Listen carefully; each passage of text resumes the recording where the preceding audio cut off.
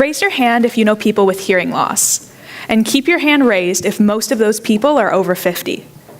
Next question, raise your hand if you know people with dementia, and keep your hand raised if most of those people are also over 50. I, like many of you, know elderly people affected by these two conditions. My late grandmother had both dementia and hearing loss.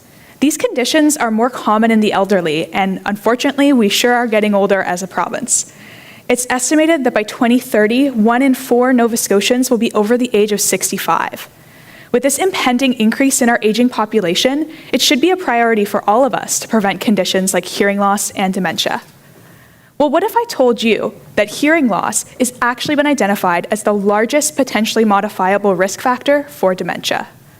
How could these two conditions be related? Well, our first clue may lie in the brains of mice.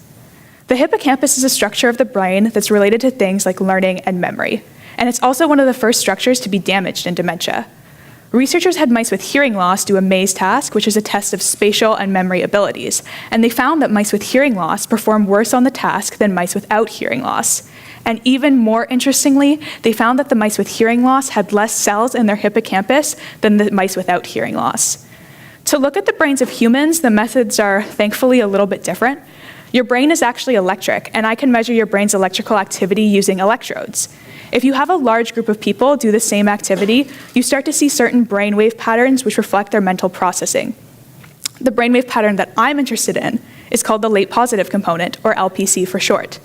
It's a positive increase in your brain's electrical activity that happens about half a second after you see a word that you recognize. And in humans, it's even been linked to the hippocampus. Now, I want to show a group of people with hearing loss who wear hearing aids, people with hearing loss who don't wear any hearing aids, and a group of people with normal hearing 50 words and ask them to remember them.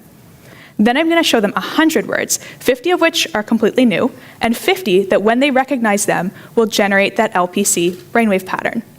Now, I want to look at differences in when these LPC brainwave patterns occur and how big they are, because these could be measurable indications of how hearing loss changes your brain. And it's really important that I'm including people with hearing aids in this experiment because we really don't know how hearing aids affect the relationship between dementia and hearing loss.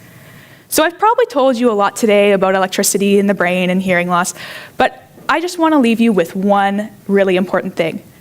Your hearing is really important, and you should be taking care of it. If you have any concerns after my talk about your hearing health, go see an audiologist, a hearing health specialist. Because if you want to protect what's in between your ears, you have to protect your ears as well.